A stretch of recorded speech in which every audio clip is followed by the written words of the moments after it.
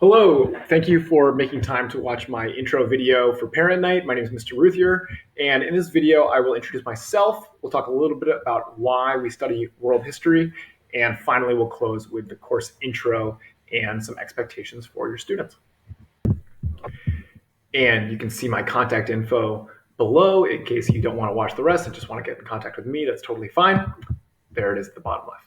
Okay, so let's get started with a little introduction. So my name is Sam Routhier, and I'm almost 35 now. I grew up in a town in Connecticut called New Canaan, Connecticut, about an hour outside the city.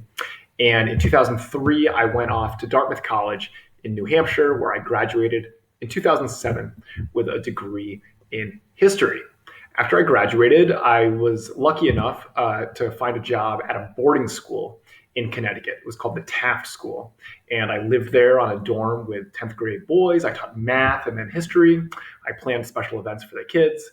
It was sort of like Hogwarts, in case you're a Harry Potter fan, just the whole boarding school.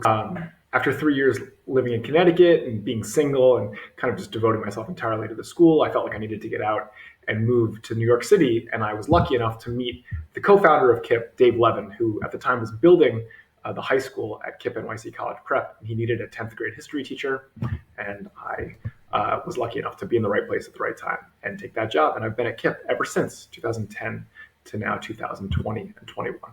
Okay, in my time at KIPP, I have gone all in on working with the students, both in and out of school. Here are pictures of me working on a ninth grade end of year trip to Puerto Rico a few years ago. And then at the bottom, helping students get ready for the AP World History exam. Those are our current seniors. I've also done a lot of staff professional development. Here's me giving a speech in 2018 about the ways that I've benefited from the whole KIPP network. I've worked as a professor of history teaching, and this is me with one of my graduate students in 2018. And in 2019, I won an Excellence in Teaching Award at the KIPP National Summit, which was a really nice moment for me to share with Mr. Capellan, our principal, and the wider KIPP community. So I've had a good run, and I'm really blessed to work at this great community. A little bit more about me. I love my family. I'm the oldest of four kids. There we are at my brother's college graduation in 2010. And this is my youngest sister, Ellie. And Ellie's 26 years old, but she has severe special needs. She's pretty much nonverbal. She communicates with people by writing on their hands or by sending text messages. And Ellie is all love, and I think she's a huge influence on me and why I became a teacher and the way that I live my life. In 2017, I got married to my wife, Katie. There we are at our wedding ceremony in Brooklyn. And Katie's an amazing partner and a doctor up at Columbia Hospital in Washington Heights, where she specializes in caring for the mentally ill population, particularly in elderly populations. I love crossword puzzles, and I do the New York Times crossword puzzle every day. I love NBA basketball, and I'm enjoying the bubble playoffs right now. And I speak Spanish. Durante mi segundo año de la universidad, yo viajé a España por 3 meses, y por eso yo hablo español más o menos bien. Okay, and finally, about a year ago, we welcomed our newest addition to our world. This is Kieran. She's about 10 months old right now. She's starting to stand up. She's starting to sleep through the night. She likes to say "dad, dad, dad," and she is joy. And she's really brought a lot to our lives. So thank you for sharing her with me as well.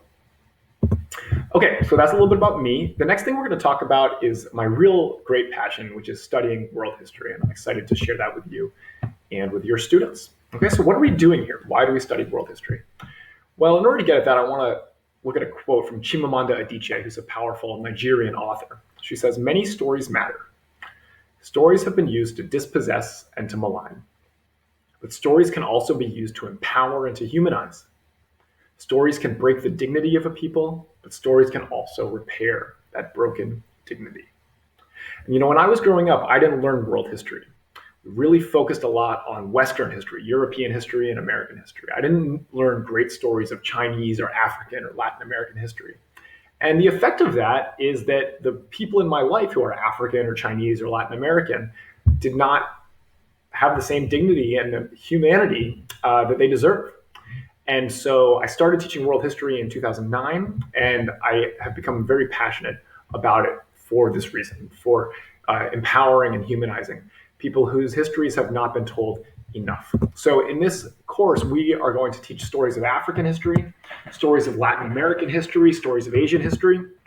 We're going to teach stories of rebellion and revolution and resistance as oppressed people across the world seek the humanity that has been denied them. And we'll also tell stories about our connected world. We live in a world now that is so connected, as our current coronavirus pandemic is illustrating, right? Something that happens in China can have a massive effect on the whole world. And so we are going to trace the history of globalization, resistance, and also all world cultures as best we can in order to create a better future. Another reason we learn world history is because we live in the most diverse city in the world. New York City, on an individual subway car, on an individual city block, you are going to interact with people from India, China, Africa, South America, and Europe. And you want to be able to know those people, to be able to understand their cultures and their values in ways that is going to make it so that you can connect with them and access the whole world. So I think that world history is a great access point for that. And finally, we do brain exercises in AP World History, and we build skills for reading, writing, and thinking. Okay, we play a lot with written documents, solve problems that maybe those documents can help us solve. We do a lot of writing and argumentation. We learn about how to communicate effectively.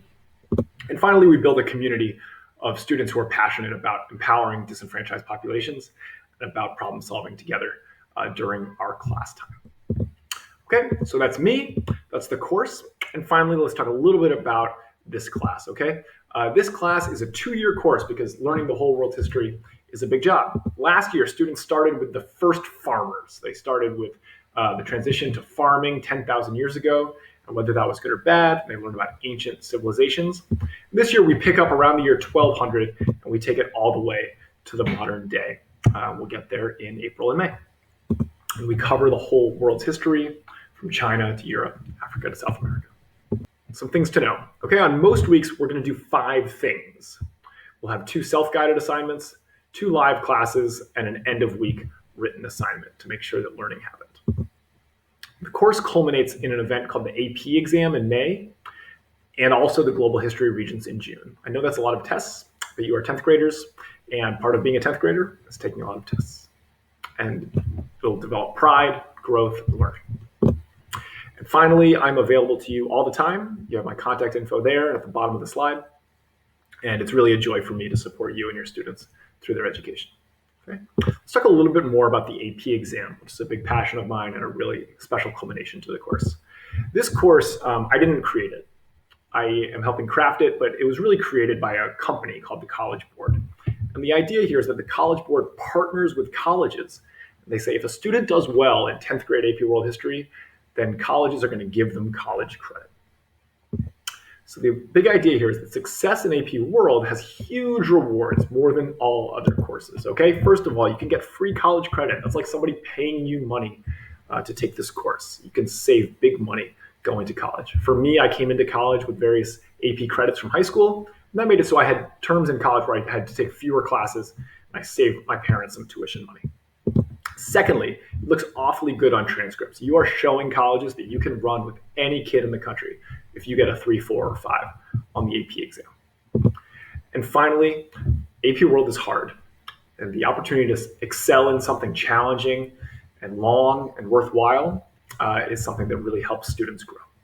Okay, it's really been a blessing of me to share this with students. Here's me with some alumni of AP World History. This is Tammy. She took AP World History 2013-2014. This past spring, she graduated from NYU. Okay, this is Devon. Devon took my class the year before Tammy. 2 years ago, he graduated from University of Pennsylvania, and now he's getting ready to be a doctor. And this is Miriam. She took AP World 2011-2012. 2 years ago, she graduated from Brown University. So it's really been a joy of mine to be able to share my experience with these amazing students and to work with them in this special endeavor. Okay. Thank you for sharing in my presentation. If you have questions or concerns, or if you'd like to learn more about me or the course, please feel free to come by our meet and greet on Wednesday, October 7th at 4:30 p.m. with the Zoom link on this Canvas page. Thank you, and thank you for sharing your students with me. It's really an honor.